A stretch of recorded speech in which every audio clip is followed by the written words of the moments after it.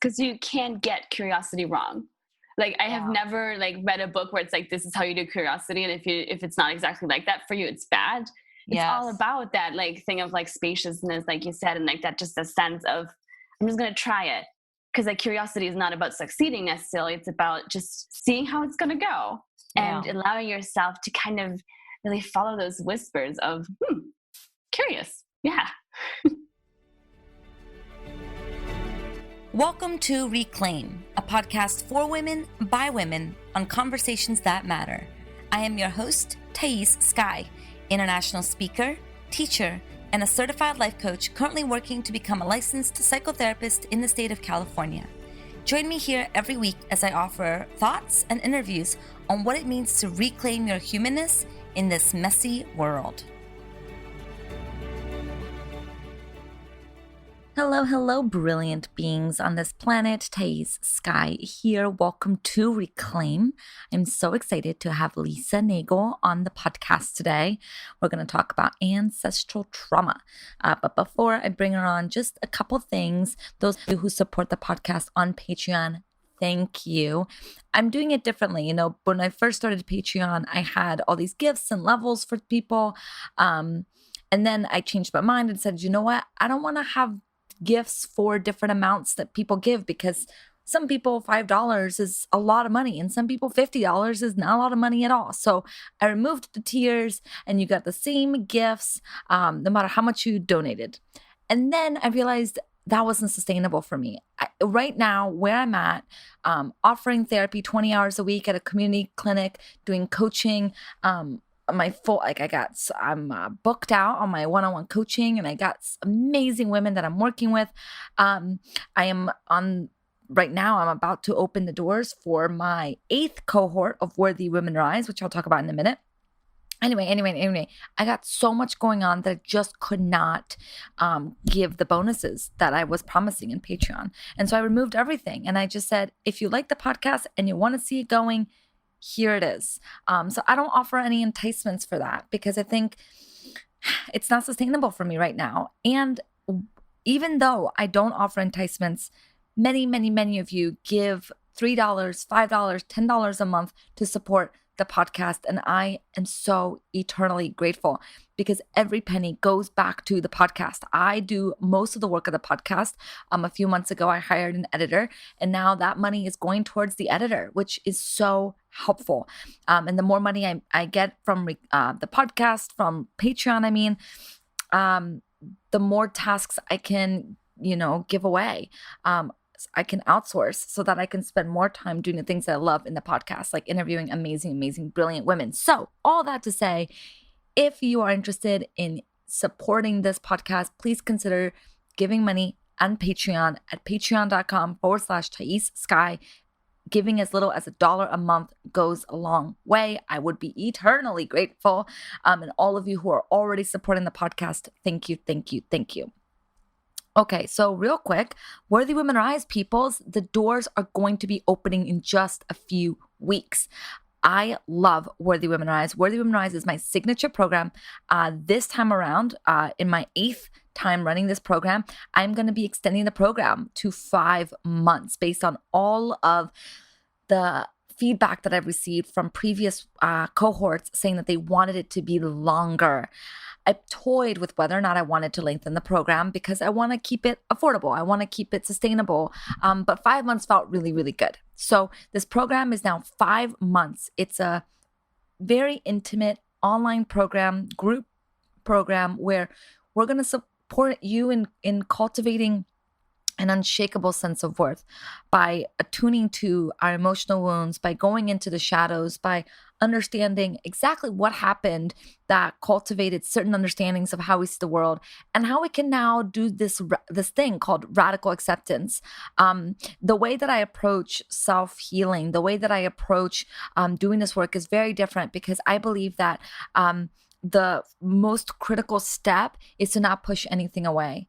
and we're constantly pushing things away. And so how do we do that? How do we sit in our pain without it being consuming and overwhelming? How do we learn the language of emotions in a way that actually feels easy and feels sustainable and feels informative instead of overwhelming? These are all things that we explore in Worthy Women Rise. So if you're interested, join the waitlist. You can go to worthywomenrise.com. The link is also in the show notes, and you can get on the waitlist. I am offering some goodies for those who are on the waitlist, and then doors are going to be opening in just a couple weeks. That is around mid-August. So go to worthywomenrise.com to get yourself on that wait list. Last time I launched this program, earlier this year, I'm losing track of time here. Earlier this year, we sold out before doors closed. So I have no doubts that will happen again this time around. So if this is something that even tickles your fancy, you should go check it out. Okay, enough on that. I want to talk about something that I've been navigating in my life. I've been going through some health issues that's required me to go to multiple doctors, multiple experts. It's required me to go again and again and again. And it's been really, really overwhelming and really quite awful. The not wait list. I'm still thinking about Worthy Women Rise here, people. The long wait. I've sat at a doctor's office for 2-3 hours waiting. The kind of confusion, the seeming ways that like no doctor, no expert really takes on my problems, but they kind of punt me off to the next person. Right? That's what I've been navigating for the past 6 weeks. And the answers are still not here. I'm still really in the thick of it. And I've been thinking a lot about, what I could have done differently or how I can navigate this really awful system in a way that works for me. Because let's be honest, the healthcare system in the US really, really sucks. There's no if and or but about it. Unless you have a significant amount of money, it sucks. It sucks. The system is overwhelmed by need, understaffed, and the way that the doctors understand health is so narrow-minded. It's not holistic based. It's not looking at your whole system. They're really just addressing symptoms. Anyway, so the system is broken. I know that. You know that. We all know that. And while, we're doing whatever it is that we feel called to do to change the system, it's important that we look at, well, what can we do? What can I do that can make at least this work for me in some way? And I know that the onus shouldn't be on us, but the onus is on us because we're in it, right? And so something that I've been thinking about a lot is the power of self-advocacy. I kind of live my life sometimes without recognizing it, believing that other people are going to save me, that somehow this doctor, this expert is going to take me under their wing. They're going to give me all the answers. They're going to help me and support me and hold me so tightly that nothing bad is going to happen to me again. Like they're going to save me. And I keep coming upon this realization many, many, many times. This is not new for me, but this understanding that no one is going to save me. And no one is going to advocate for me the way I need to be advocating for myself. I've got to have my own back if I want other people to have my back. I've got to stand up for myself, or else no one else will. We can wait. We can definitely wait. Trust me, I've been waiting. I've waited for people to have my back. And my partner has my back to a certain extent, right? My family has my back to a certain extent, but no one knows what I need except for me. And so the only person that really knows how to support me is me. And yet I'm not doing that role. I'm doing all the other roles, but I'm not doing that role. And so going through all these health issues, and I realized that these doctors aren't going to save me. I have to save myself. Now, that's not to say that I can't lean on anybody or I can't ask people to support me. By no means am I saying that. We need each other. We need to support each other. If you've been listening to my podcast for any length of time, you know that I'm a huge advocate for support, for community, for having each other's backs. I'm just saying we can't expect other people to replace our own function, what we need to be doing for ourselves, advocating for ourselves. People aren't just going to give you a raise just because you show up. People aren't going to just give you what you want just because you exist. It doesn't work that way. I know that this happens a lot in the workplace, particularly as women, because we've kind of been oppressed for so long. We don't really know how to advocate for ourselves. One, but two, we kind of have this idea we have this concept called the tiara syndrome, where we kind of expect that somebody's just going to hand us a tiara, right? If we just work hard, our bosses are going to see that work and we're going to be rewarded for it. But the truth of the matter is the people who typically get raises aren't because they really deserve it. It's because they advocated for themselves, typically. And in that same light, we have to advocate for ourselves. We have to believe in ourselves first. Again, not saying that other people can't believe in us, or that sometimes when we don't believe in ourselves, having someone believe in us isn't a thing. Like, it is a thing. When we don't have people, when we don't feel like we can be there for ourselves, sometimes having other people be there for us reminds me of our own worth. So I'm not saying to take anything away from that. I am saying that we need to be advocating for ourselves. We have to be advocating for ourselves. And so I approached my healthcare a little differently this past week, where I asked more questions. The other day, I was at the doctor's office and they were talking to me and I couldn't hear them. I could not hear what they were saying. It was really loud. The TV was blasting. How all these doctor's offices have these god-awful TV shows like streaming in the background, blaring in the back. I could not hear what they were saying. And I made a commitment to myself that I was not going to leave that doctor's office without the thing I needed. Yeah? So it didn't matter that I didn't hear her. I was not going to leave. And so because I made that commitment to myself, I told her, I was like, I can't hear you. I'm not leaving without this information.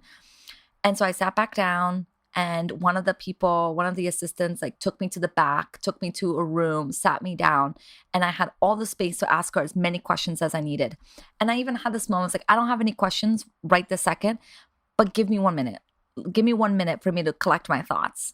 And I sat there in silence with her for a minute, thinking about what she said, making sure it sat with me, make sure I understood it. Because these people are busy. They've got so many people they're seeing every day that if you don't ask for this, if you don't take up the space, you're not going to get any space. And so I've become unapologetic through this process of being like, in the moment, I don't have any questions, but I know I will have questions. So give me a second. Let me catch my breath. Let me make sure that I understand. With medical jargons, they talk very fast. They kind of don't explain a lot of things to you.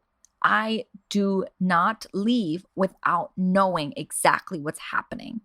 Ever since I did this, it's been uncomfortable, of course, but ever since I did this, I've started to lean into the fact that I've got my own back. I can do this. It's amazing how it feels. It's like, wow, I can advocate for myself. I can stand up for myself. I can look at somebody in the eyes and be like, my needs aren't being met. My needs are going to be met. I am not going to leave here without my needs being met. And feel really good about it. I'm not being rude. I'm not being abrasive. I'm being kind, because being clear with other people about what you need and what you want is kind. It's the kindest thing that we can do for ourselves and for each other. Boundaries is kind, right? Being clear with ourselves, it's kind. Clarity is kindness. So all that to say is, wherever you are, whether you're in the corporate world and you want to raise, or you're in a relationship and you're feeling like your needs aren't being met, and you've been having that conversation a million times and you feel like you're not being heard. If you're dealing with health issues like I am and you're feeling kind of like bulldozed around and pushed around and feeling like no one's really listening to you, if any of these things are happening to you, know that you're not alone. Know that this is hard. Systemic oppression is hard. Feeling like our systems aren't taking care of the people is, it's our democracy at work, right? It's our capitalistic system that's not really for the people. And I know that it sucks that we have to do this, but we're going to have to we're going to have our own backs. I know I keep saying that, but it's so, so true. Our needs deserve to be met. You are worthy of having your needs met, okay? Whatever you need to do, make a pact with yourself and then follow through. That's a part of reparenting ourselves. We're making a promise, and then we follow through with that promise. I'm not going to leave here without this. And then doing the uncomfortable thing to make sure that you get this. It feels so good at the end of the day. It feels like, oh my God, I can do this. It's really quite brilliant. Okay, so let's shift gears here. Let's bring Lisa Nagel on.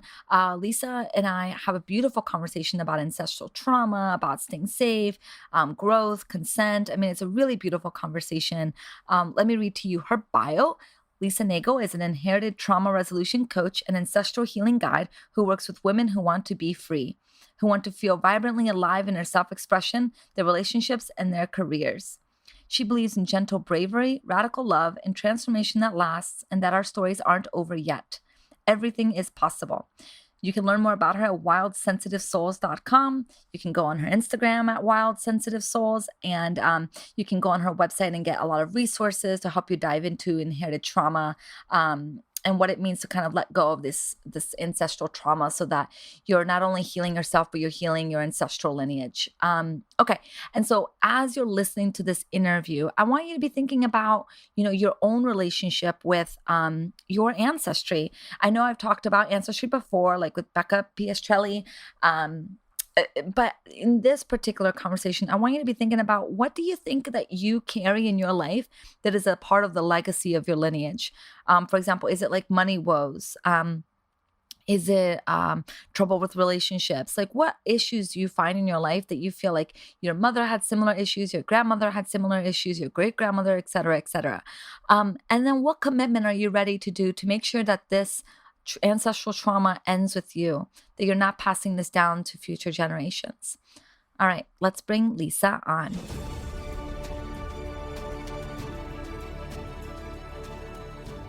Hello, Lisa. Welcome to Reclaim the Podcast. Thank you for being here with me today. Oh, I'm so happy to be here and to connect with you today. Yay. And we had a little tech glitch, but now it looks like we're all working out. Yes, finally. Thank goodness. Thank you, Mercury, for letting us do this. You're so kind. Yeah. I feel like it's quite common when Mercury is retrograde to be thanking it constantly when anything works. That's right. Yeah, that's what I do all the time. So Lisa, for people who don't know much about you, share some interesting factoids. I'm just kidding. I won't put you in that pressure, but like, share a little bit about yourself. All right. So I'm a coach and guide, and I specialize in inherited trauma resolution and ancestral healing for women and women identifying folks who want to be free and at peace and joyous and just feel more vibrantly alive. I love that. What does that free mean to you? Free is just like that sense of like, I can breathe fully without fear. Like that really just deep embodiment of the core of who you are, and just feeling really free and expressing that, and just free in the world, being who you are, who you're really meant to be. Yeah. I Yeah. love that. And I think people who have experienced severe trauma feel anything but free in their kind of automatic response to the world. And so I love that that's a part of, the goal for you in your work with people, is to get to that sense of spaciousness. Yeah. Yeah. I think that's like one of the like sweetest feelings ever, when you get to that spaciousness that like, oh, I can just breathe fully. I feel relieved and alive and like in connection and touched by life. And it's just the best feeling. So yeah, that's definitely what I'm after. I love it. So kind of inspired you to move into doing trauma work? I think it's just like from my own life, and just really seeing how much trauma kind of derailed my life in lots of different ways, and seeing especially how inherited trauma was kind of ruling my family in all these weird, strange ways that weren't, aligned with what we all really wanted. Like I could just so clearly see all the women in my family having these super specific patterns, even though we all lead like these massively different lives. We all have we had the same struggles in the same areas. And just like seeing that and really connecting the dots to seeing where that came from was kind of like this huge aha moment, where I was like, this really needs to stop. Like I'm ready for this weird spell that we're all under to stop, to really feel more of that freedom and more of that kind of empowered safety, empowered sovereignty in myself, and still be a family in that way, but at the same time also feel more just independent of each other. Yeah. What is ancestral trauma? Like, what is like that intergenerational trauma? What does that mean?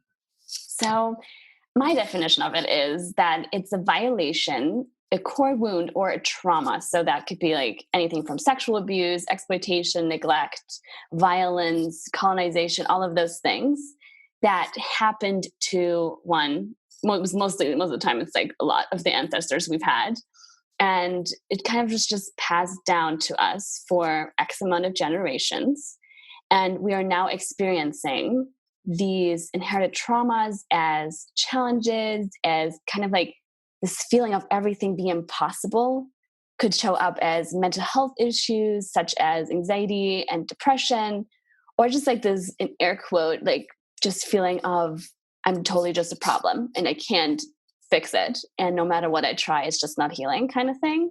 That's kind of my definition of what that is. I love it. And I think it's so important that we kind of understand that so much of the way that we respond to life isn't isn't autonomous, right? Isn't free. It's not Hmm. only based on what we've learned and we've adapted from childhood, but it's also what we've inherited in our DNA, and Yeah. science is showing, with epigenetics that we Yes. do carry so much of what has happened in our mother and in our mother's mother and in our, and on and on. And Yeah. it's really interesting also the research that shows that what happens when we're in the womb, will affect who we are as humans. And I think for some people that may be of no surprise, but for science and research, people have always kind of assumed that whatever, like your womb, like you're safe in the womb, like nothing can kind of affect you in the womb. Sure, Hmm. like maybe food can affect you, like obviously if you're doing drugs, alcohol, that's going to affect the baby, but not anything more than that, right? And now we're starting to kind of understand on a really visceral level, that actually how the mother's emotional state is, how her experience in her life, the traumas that she's experienced in her life, in like absolutely will affect that baby. Yes, yes, 100%. I think that is like so fascinating, the whole epigenetics thing, and then like total geek and like can't wait for all the new studies to come out.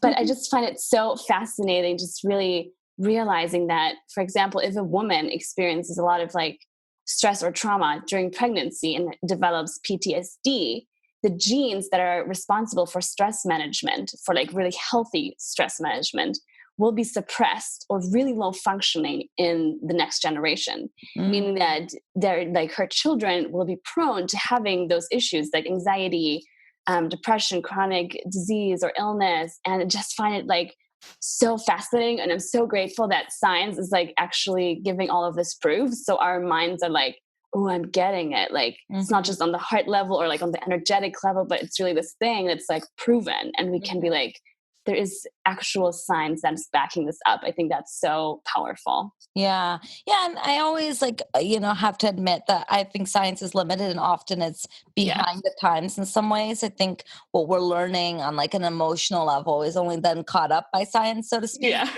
But at the same time, like, for many people, science is an important verification of what Mhm. for some people is not.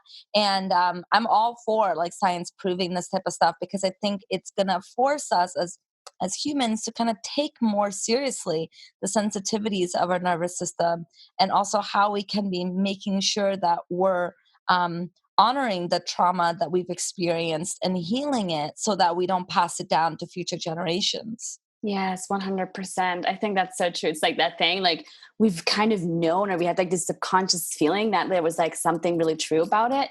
But then sometimes just having that like extra science support can just be like, all right, I was right, and like kind 100%. of reaffirming that like self trust. Yeah. Yeah. And I think, trauma has become such like a buzzword, and I Yes. feel like everyone is using it now. And I'm curious for you, like how do you define trauma? Like, what does that look like? What does that mean in your work? Mm. I know that's a I big think I question. That's such a big question, but I love it. I think for me, it's really the thing that Rachel Maddox uses as a definition. It's an embodied violation hangover. And I Mm, think that is so true even for inherited trauma. It's like that feeling in your body where something is just not quite right. like you can really sense it, you experience it, not just on like this, mind level or this heart level, but your body's actually having symptoms of like flight, fight, freeze, or any other like nervous system kind of challenges.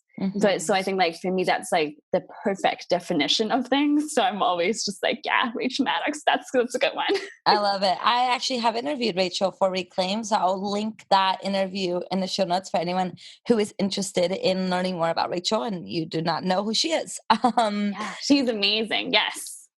And so, I think a lot of times when talking about how to heal, a lot of the work I do is how to listen to our feelings in a different way and relating to ourselves in a different way. And so much of what I share is this idea of getting curious. And when we talked before the interview, you mentioned that that's something that you've been also exploring, this idea of getting curious. And I would love to like kind of dive into like what the fuck does that even mean? Because I know that every time I write that, there are so many people who are like, what do you mean getting curious? Like, what does that even look like? And so I would love to kind of dive into like, what does it mean for you? And how do we use this tool of getting curious to heal our trauma? Yeah, I think getting curious is kind of like that permission slip. We don't have to do it perfectly. We don't have to have a plan. We're just kind of going to see where it goes. It's kind of the thing. And I feel like, Mhm. especially around trauma, there's so much pressure around like doing it perfectly or right or this way or that way, that when we say we're going to be curious and we're going to lean in, it doesn't feel as scary or as big or as overwhelming. And so, like, specifically, when I think of like curiosity, like leaning into it, I really mean leaning into it, as in, like, oh, so this is kind of, I'm really sensing that there's this feeling going on. So let's lean into that feeling just a tiny bit and then Mhm. see, kind of curious, like, where does that go? Where's that going to like take us? And Mhm. then seeing what path we want to take with that and letting curiosity be kind of like this playful tool that we use to kind of take some of that heaviness or some of that mm, kind of mind focused way of relating or doing or healing trauma and kind of moving a little bit more with our feelings, our sensations, our like underlying, like, this is interesting, or I like this, or this feels strange. Why? Just to be really in like that curious, playful mindset. Yeah, I think that is when we're first kind of learning about ourselves, our initial kind of a way of operating, or what is it called? Opus operandi, modus operandi. It's okay. I Mhm. should just give up Latin. So it's this way of relating to ourselves. At least that's how I was at the beginning of kind of my healing journey, where I met everything that was happening inside me with a lot of judgment. Yeah. Like, oh, I shouldn't feel this way. Why am I feeling this way? Like this isn't the way I should be feeling. Like this is stupid, or I would like be very much kind of oriented towards what other people were doing. Like, oh well, that person made me feel this way and they're bad, and Mhm. being angry at them and kind of taking all my feelings on and like justifying all my feelings on those people. And Yeah. that was how I operated for a very long time. And I think we do this because we inherently feel unsafe within ourselves. We were never kind of taught to have a safe landing place within ourselves. I think for Mhm. most of us, we were taught to not make mistakes and to not feel, right? To not give ourselves permission to feel because Yeah. feeling is unsafe, and instead to focus on what other people are doing. And so that's what we grow up kind of knowing the only way that we know how to relate to ourselves. Mhm, mhm. And I think I have this hypothesis around this. I really have the sense that the parents and like the caretakers who kind of teach us not to make mistakes have that inherited trauma from somebody else. And so it's just like this trauma sled we're all under. And it's kind of like this thing that, really keeps us from fully being able to move as functioning adults through the world in like really healthy, vibrant, alive way. And so like what you mentioned, like I think that's like so true, like that judgment of like, I must be doing it wrong because I shouldn't be feeling this exact thing I'm feeling. And then there comes like the perfectionism and all the stuff we like, talk really mean about ourselves. And like, I find it so like heartbreaking because I've been there too in like that space, especially in the beginning when you're like kind of learning about self development and trying to get started and stuff. It feels like there are so many rules and kind of ways to do something that if you kind of just even fall a little bit out of that norm, you feel, yeah, kind of like intimidated. I'm not doing it right. Okay, I'm not going to do it at all. Or I'm just going to like really judge myself. And maybe that's going to help me, do it better next time. 100%. It's like, if I am very rigid and filled with expectations on myself and like really judge myself anytime I do anything, then I will succeed. Hmm. And Hmm. if I let this kind of inner critic run the show, I'm going to get what I want to get. I think Yeah. we all kind of fall into, again, at the beginning of our healing journey, when maybe we don't know mindfulness or we Mhm. don't really understand what any of that means, we take the Yeah. inner critic to be who we are. And Yeah. so we just kind of naturally think, oh, if this voice is telling me this is what I need to do, then obviously this is what I need to do. Hmm. Yeah. Yeah. Well. Hmm.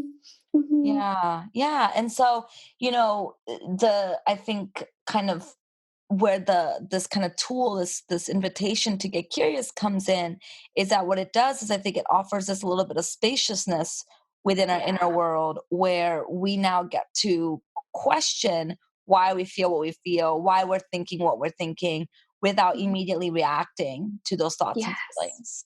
Yes, because you can't get curiosity wrong. Like I have Yeah. never like read a book where it's like this is how you do curiosity, and if it's not exactly like that for you, it's bad. It's all Yes. about that like thing of like spaciousness, like you said, and like that just a sense of I'm just gonna try it because like curiosity is not about succeeding necessarily. It's about just seeing how it's gonna go Yeah. and allowing yourself to kind of really follow those whispers of curious. Yeah. I love that. I think that's really important. This idea, like, you can't get curiosity wrong. Hmm. Yeah. Because I think that that's what people are so afraid of, is like, oh my gosh, I'm going to get it wrong. I'm doing it wrong. I'm not doing it right. Yeah, yeah. And I think it's like all stems obviously from that like deep fear of getting shamed for what we're not getting right and being like kind of alienated and kind of rejected and abandoned because we're not getting it right. And so I think that when we're on these like healing journeys, we sometimes get into these places of, oh, even though I'm like totally judging myself inside, I'm just going to keep going kind of thing. You're going to ignore that because otherwise the people who teach this or tell me this is kind of how it's supposed to be will abandon and reject me. And I can't have that because then Hmm. I'm not safe because we need to be safe in order to heal. So, Yeah. And that's a really good point, is that it's important to feel safe in order to heal. And at the same time, healing is an uncomfortable experience. oh, And yeah. so I'm curious, like, where is the line between being safe is important to cultivate, and also being safe could be seen as a way to stay where you are? Mm, I love that. I think for me, at least, I think it's like that really that physical body sensation when you Hmm. feel like you kind of have stable ground. And that I feel is really something that you cultivate. You grow your capacity to feel grounded or not grounded. That is such a like, overused word as well. But just like that sense of I am stable within myself, that like no matter what happens, I can return myself or regulate myself back to a safe place. And so I think when we're there, we can definitely even do really hard things. But I think in the beginning, if we are having like those really deep wounds around safety, I think if we move too far outside of that like circle of safety we've built, it can be more like triggering or re-traumatizing even then instead like building that capacity first and then moving into the really hard stuff. Yeah, yeah, I agree. I think um, cultivating safety, there's a difference, I think, between cultivating safety, using language that is very trauma informed, versus Hmm. staying safe, which is Yeah. language that I often hear in kind of the personal development world. And I think language matters, and Oh, knowing yeah. the difference between how one community uses a language versus how the other community uses the language kind of helps us to kind of stay, um, stay, what am I trying to say? To like know how to proceed, like know how what we're doing and like what we can do next. And so Mhm. in the personal development world, right, there's this idea that like staying safe is bad, right? Oh, Like yeah. you So bad. You're not so supposed to bad. do it. Right. And if you staying safe, it means you're dying, right? Because if you're Mhm. not growing, you're dying, and dying is bad, obviously, because Mhm. we live in a death phobic culture. Oh. And so you have to keep growing. And I think that Mhm. there's a power in this in the personal development world's emphasis on growth. In that I do think that sometimes we can get a little stuck, right? A little Yeah. stagnant, a Mhm. little like we're just gonna ride where we are. And I think why not? There's a place for everything in the world, and there's a place for the reminder that like growth is great and growth is important, and Mhm. um, growth is valid, and we're allowed to want it. But I just want to be clear that it's not always necessary to grow in order for us to be doing it right. Yeah. Yeah. And I think there's also like so many ways growth actually shows up. Like sometimes in one Yes. season, like growth is actually taking all the rest that your body actually needs and like really being like, I am growing my capacity to take care of myself. Like Yeah. that's huge, you know? Yes. Like, so I Yes. think like growth, so many times we're thinking, oh, I'm going to make more money. I'm going to like, get the promotion. I'm going to take the next step here, next step here. But sometimes growing is like that quiet little thing we do, like when all Yeah. the doors are closed and like we're just in our little own space and like we take really really good care of ourselves. Yeah. Well, and I think this ties back into kind of our capitalistic values Mm, that growth is it's literally steeped in capitalism. Like if the yeah. company isn't growing, you're not making money for your stockholders, Hmm. therefore your company is not having the right process in place. Like every Yeah. company's entire model is built on growth, and if a company isn't growing, then that means that they're not doing it right, and so CEOs Mhm. will get fired. There will be huge Yeah. turnovers, huge layoffs, all these things. And so Hmm. if we take capitalistic values without getting curious, right, without checking it with ourselves, then I think you're spot on that we look at growth as only one measure, one way of looking at it, whereas growth can look so different at different times of our lives. And typically, at least like the healing growth that I know is the work that you do and the work that I do, the growth is very subtle and it's Oh very yeah. hard work Hmm. for how subtle it is, but it's so important. And if we're only measuring our success based on these kind of external noisy growth, then we're missing the point in some ways. Yeah. And I think it's really the thing, like in the beginning especially, it's so subtle. It's like, did anything change at all? Yeah. But then like seeing it grow over time, that like subtle, like tiny seed we planted, seeing it grow over time. And I just read a quote actually today or something that creation is quiet, destruction is very loud, I saw kind of that too. thing. I saw Yes. that too. It's something Yeah. like what was it? It's like a tree makes a lot of noise when Yes. it's crashing down, Yes. but it makes no noise as the seed makes no noise as it's growing into a tree. Exactly. That's kind of, I think that's like the big thing to remember. Yes. I Hmm. love that. I'm glad you brought that up because I think that that was so good when I read that, and I was like, "Oh, I want to talk about that," and like really making sure that again that we're getting curious as to what values we're prescribing to, because I think it's very easy for Yes. us to kind of really adopt our cultural values and the ways that our culture tells us to run our lives, that we forget that we actually have the capacity to reclaim our lives in a way that feels good for us. Yes. Yeah, same. Hmm. Yeah. And I love that, like, for you, that means really digging into trauma and really digging into ancestral trauma and really unlocking kind of the wounds that we maybe bring onto this planet that wasn't even ours to carry in the Yeah. first place. Yeah. Yeah. Cause I really have like this like bigger vision for things. So right now I feel like we're kind of all walking around with these super wounded, lineages. And Hmm.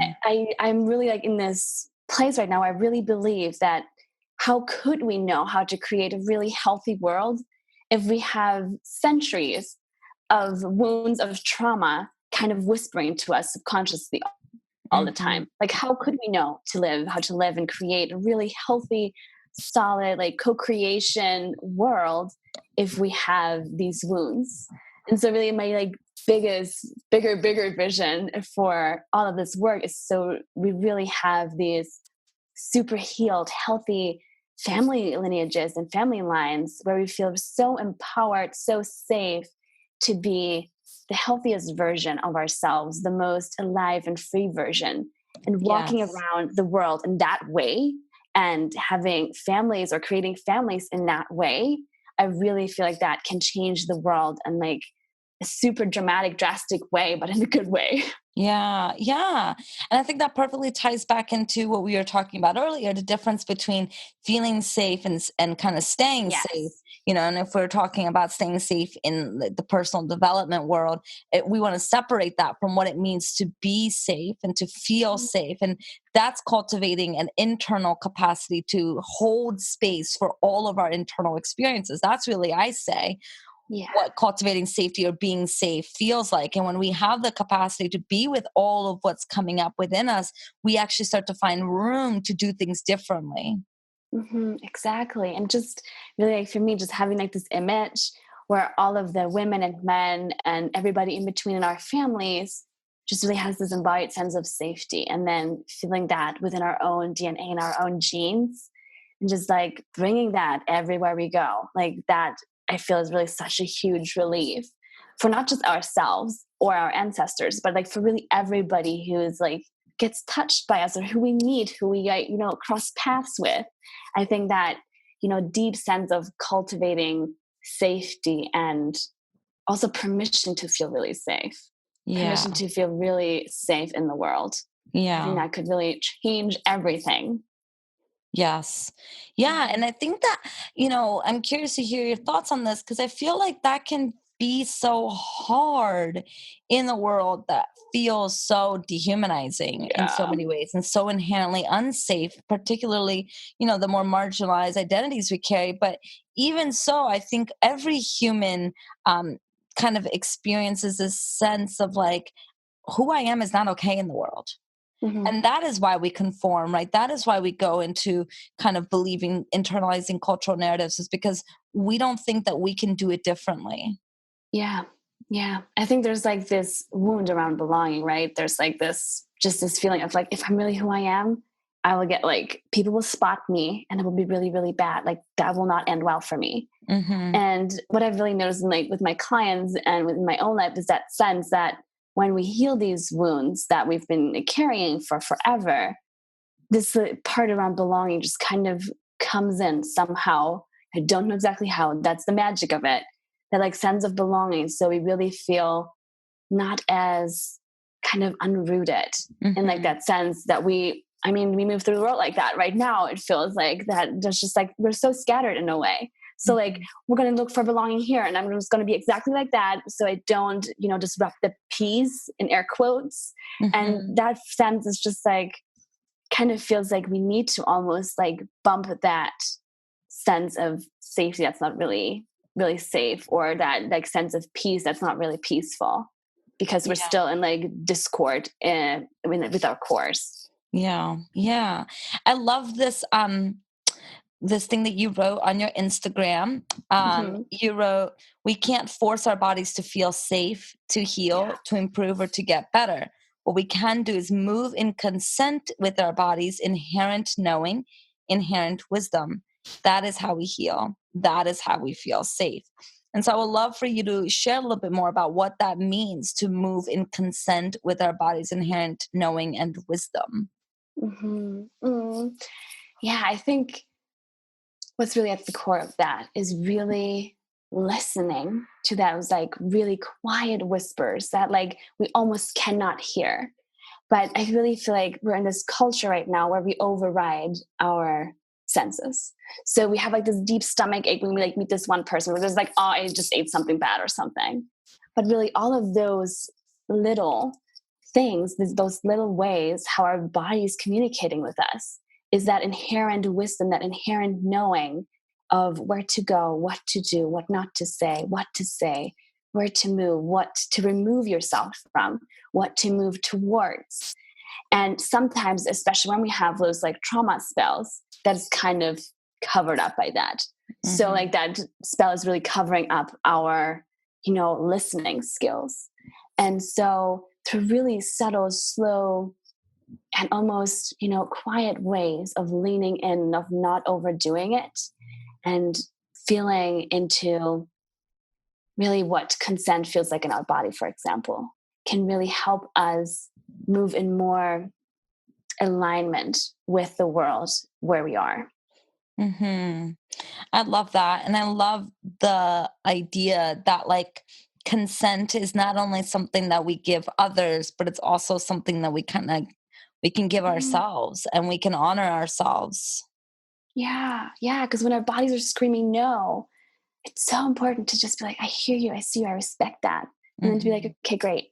Because this is, I feel like, so hard too sometimes as we move in this world to really know that we're not consensually engaging with something, but we don't know, or we just don't have this embodied experience of saying actually no or respecting that no.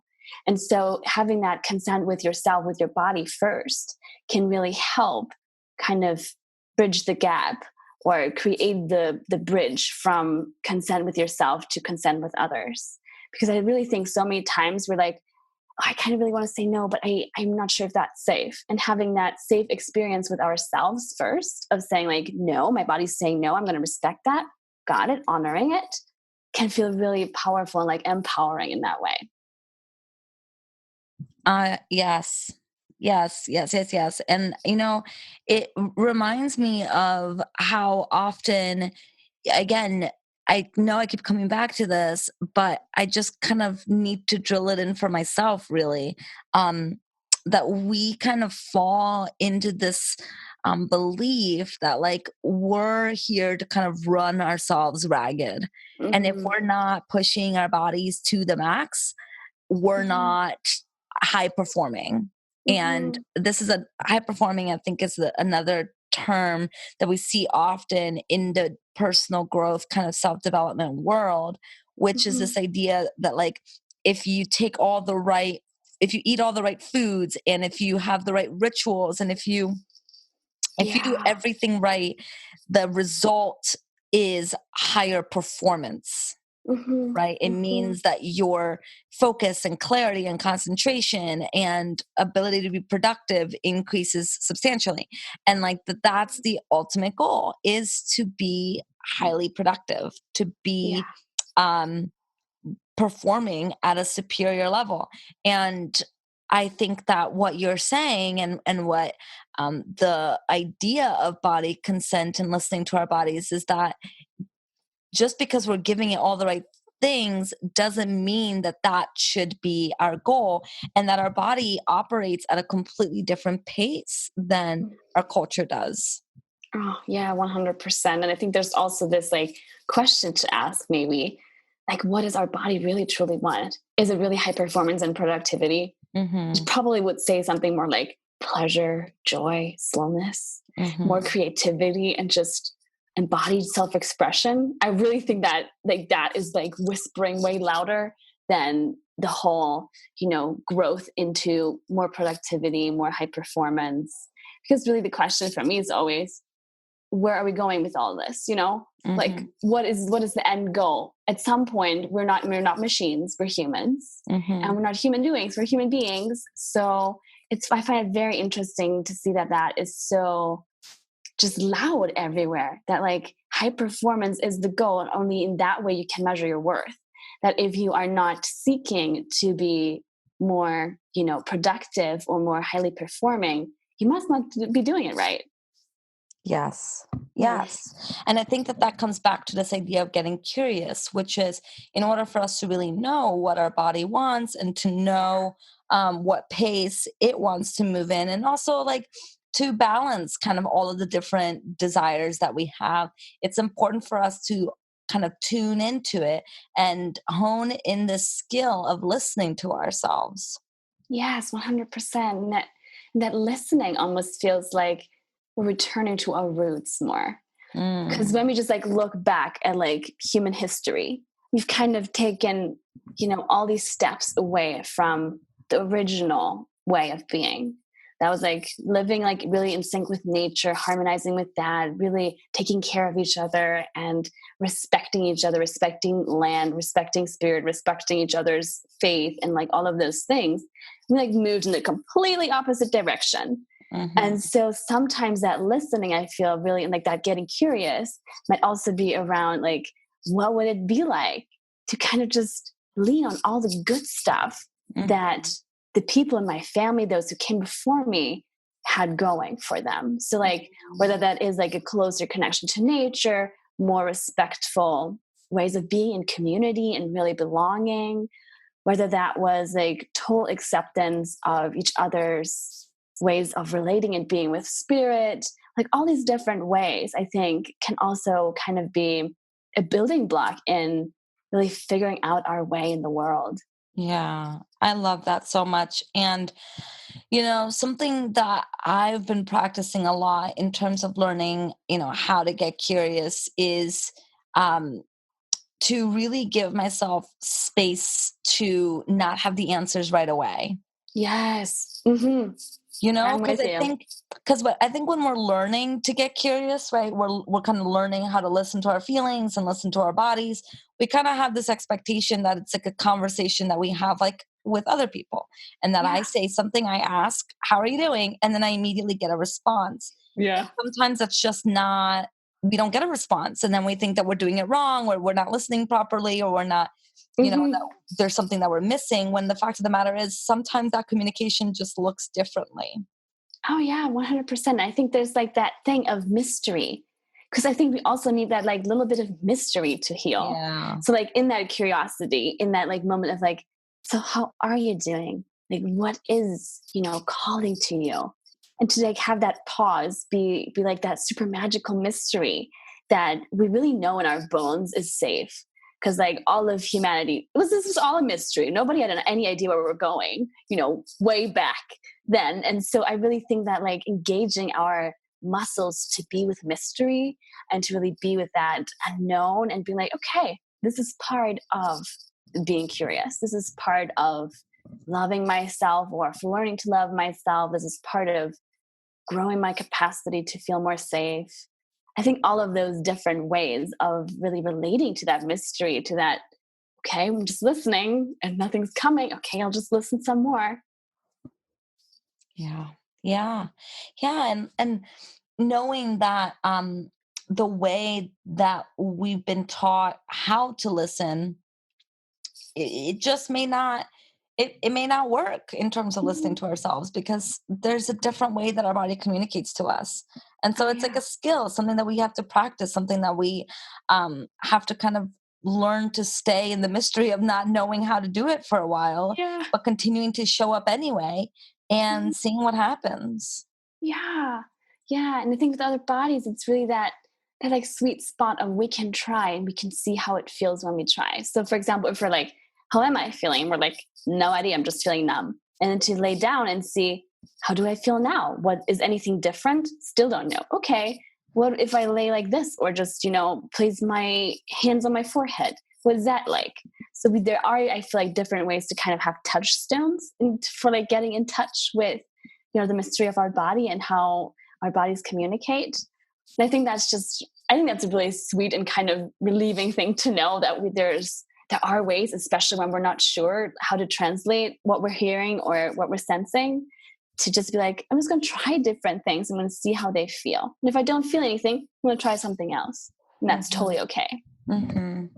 I love that. I love this conversation so much. Mm, And I think it's so important that we remember that, like, while trauma was loud, yeah. healing is quiet.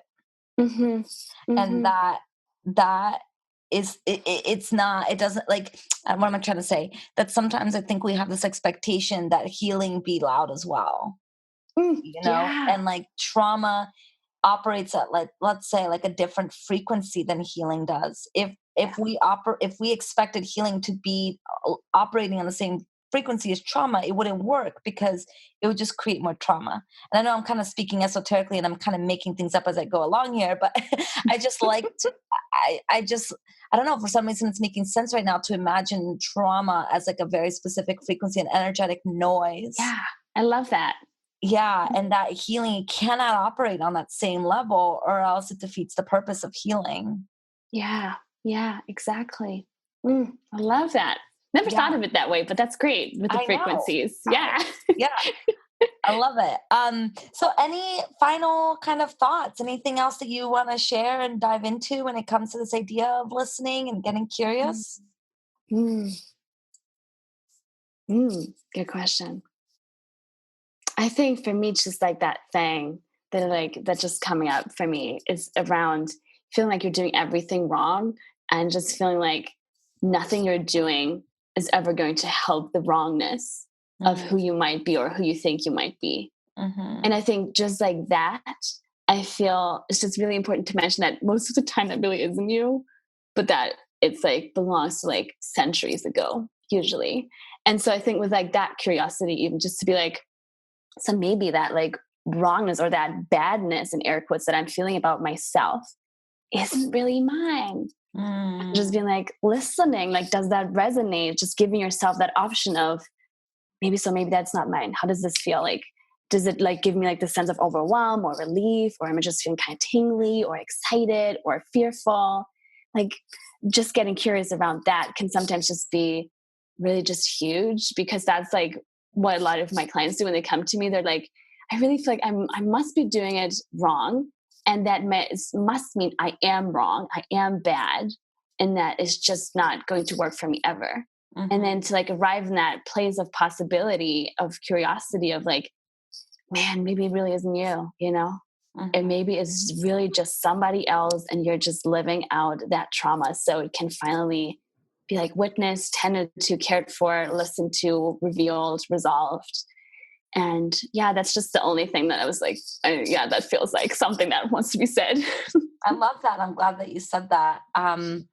And I really appreciate your work in the world. I appreciate your Instagram presence and like just the conversations that you're having. I think it's so important to continue to explore how we can untangle not only from the trauma of our lives, but the trauma that we carry in our bones that aren't Yeah. ours anymore. And we now, are invited into the opportunity to put down that suitcase.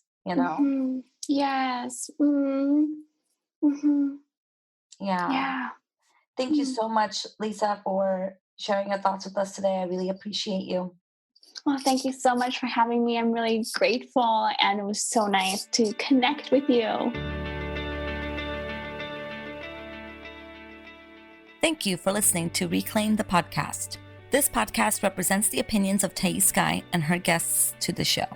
The content of this podcast are for informational and educational purposes only and is not intended to be a substitute for professional psychological, psychiatric, or medical advice, diagnosis, or treatment. Always seek the advice of your physician or other qualified mental health provider with any questions you may have regarding a medical condition or mental disorder.